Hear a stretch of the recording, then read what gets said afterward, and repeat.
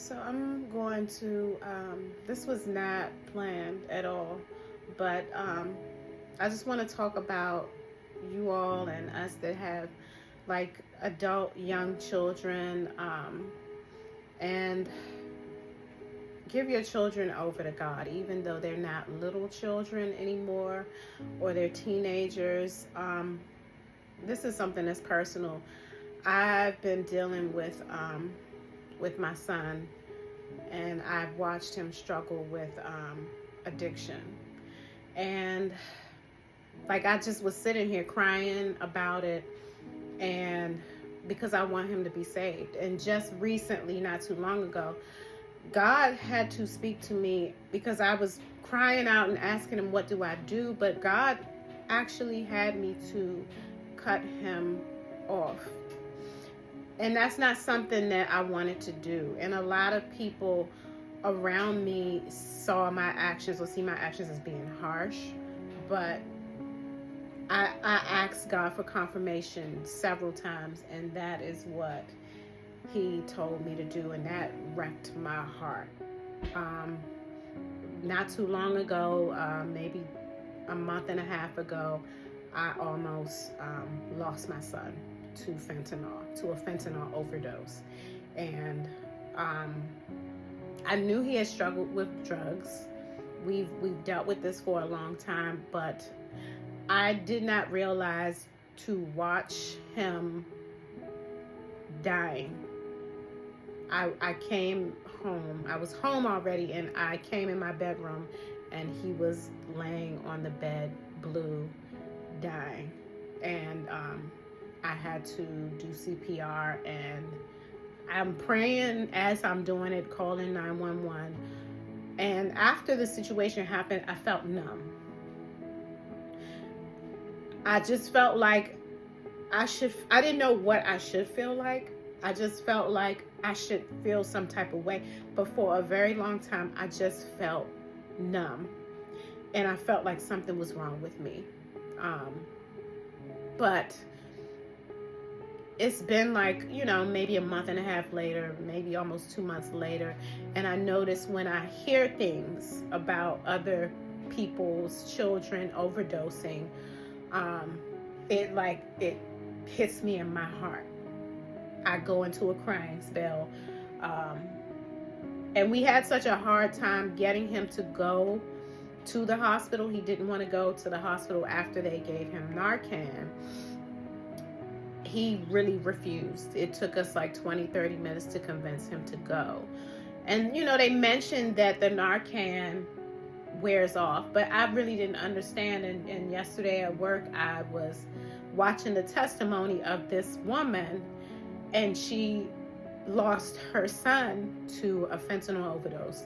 And the reason why is because they brought him to the hospital.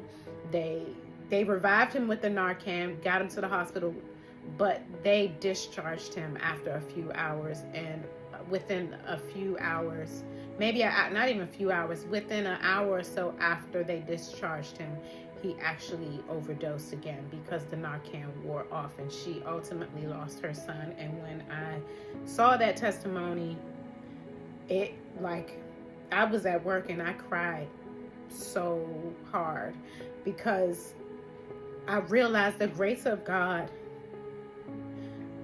Like my son, he knows God to a certain degree, but I knew if my son had died that night that he wasn't going to heaven. And it just made me so grateful. I'm praying for him, and I have given him to God because God has let me know it's not much else that I can do. He asked me to let him go, but give him to him so that he can do what it is that he needs to do in him, because I can't save him, and that hurts me. But like I said to him, he thinks that I'm being mean, and I'm not. But sometimes we have to release our adult children. Like if you have a teenager or somebody younger, I get it. You have to, they have to live with you. But like some of us are struggling with our adult children, and we want to be there. We are afraid of what can happen if you let them go, if you release them. You're afraid that God is not going to come through, but ultimately, really and truly, you can't fix them. You can't save them. And they think that they're okay. But sometimes I can't tell anybody what God is telling them to do dealing with this type of situation. I can only say what God has asked me to do.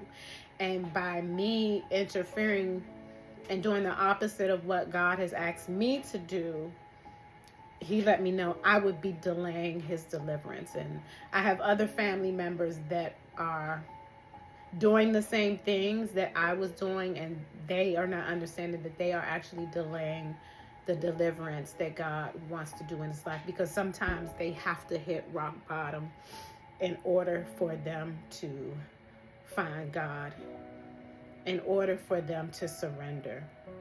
But no, it's just that I didn't realize how traumatic it was. And I know that he's hurting, and I'm not trying to take away from his story and testimony that I believe is going to come out of it. I'm not taking it away from, whatever struggles he has, his depression and, his suicidal thoughts. I'm not taking that away and trying to make it about me. But I just didn't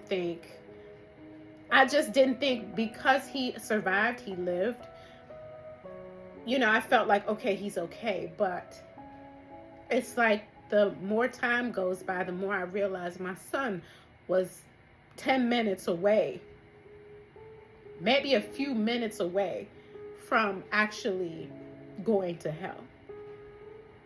And that hurt.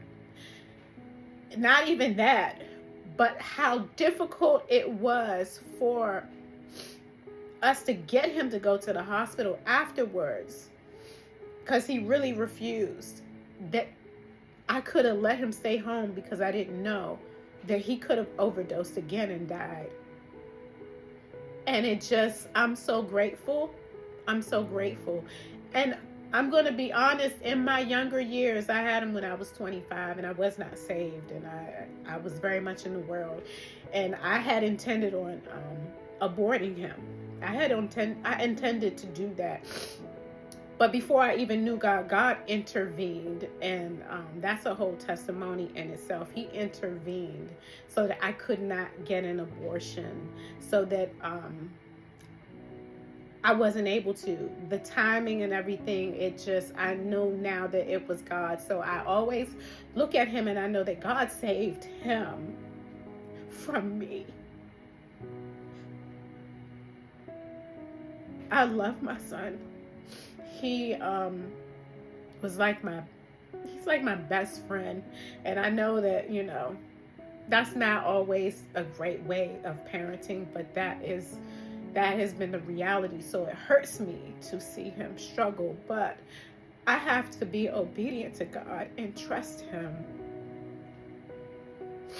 that he is going to take care of him and deliver him from this in a way that I never was able to. So I don't know who or what my message is for, but sometimes it's best for you to give your children over to God and to trust him. And I know it's hard, and I know it hurts, and I know it hurts to watch them struggle, but you have to take them to God and ask him what it is you need to do. Sometimes in certain situations, he may ask you to, stay with them and support them. And sometimes he may ask you to let them go.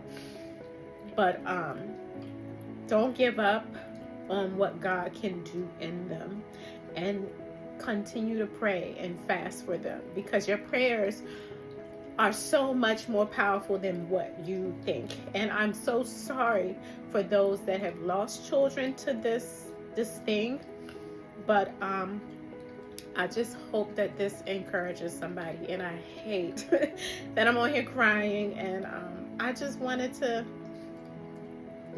be open about some of the struggles that I go through, and some of the struggles that I know you may be going through, and you are not alone. So just give your children, your sons, your daughter, give them over to God. Even if they're younger, give them over to God. Pray for them, lead them, and guide them.